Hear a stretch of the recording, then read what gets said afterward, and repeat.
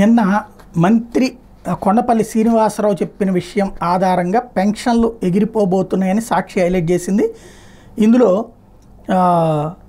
0 hour సమయంలో సభ్యులు అడిగిన ప్రశ్నలకు సంబంధించి మంత్రులు వివరణ ఇచ్చారు. తొలగించిన పింఛన్లు పునరుద్ధరిస్తామని ఎన్నికల వేళ హామీ ఇచ్చామని, దాన్ని ఎప్పటి నుంచి అమలు చేస్తారని, కొత్త పింఛన్లు ఎప్పుడు ఇస్తారని సభ్యులు ప్రశ్నించారు.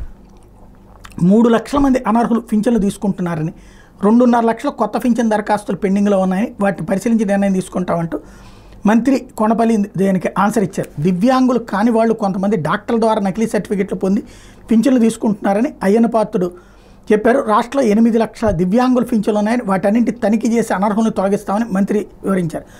ఎస్సీ ఎస్టీ బీసీలకు 50 ఏళ్లకి పింఛన్ ఇస్తామని ఎన్నికల మేనిఫెస్టోలో హామీ ఇచ్చామని, ఎప్పటి నుంచి అమల్లోకి వస్తుందో మంత్రి చెప్పాలని పుట్టపర్తి ఎమ్మెల్యే పల్లె సింధూరారెడ్డి ప్రశ్నిస్తే ఈ ప్రశ్నకైతే స్పందించలేదు. విశాఖలో భూ కుంభకోణాల మీద విచారణ సిట్టింగ్ జడ్జితో కమిటీ లేదా హౌస్ కమిటీ వేయాలని సంబంధిత మంత్రికి స్పీకర్ సూచించారు. అది సపరేట్. ఇక్కడ పాయింట్ ఏంటంటే 3 లక్షల మందికి అనర్హులు అని గుర్తించారు. ఇది జగన్ టైంలోన బాబు వచ్చిన తర్వాత గుర్తించారు.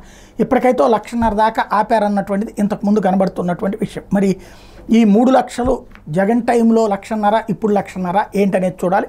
అవి పునరుద్ధరిస్తారా కొత్తవే అంటే, ఓవరాల్గా అయితే వైట్ రేషన్ కార్డులు తీసేస్తే కానీ పింఛన్లు పోవు. వైట్ రేషన్ కార్డులు తొలగించడం అనేది ఒక పెద్ద కసరత్తు. అది ప్రారంభమైందంటే పెద్ద చర్చ నడుస్తుంది. అలాగే పింఛన్ ఇవ్వకపోయినా కొత్తగా పర్లేదు, కానీ ఉన్న వాళ్ళకి తీసేస్తే పెద్ద రచ్చ నడుస్తుంది. ఏం జరుగుతుందో చూడాలి.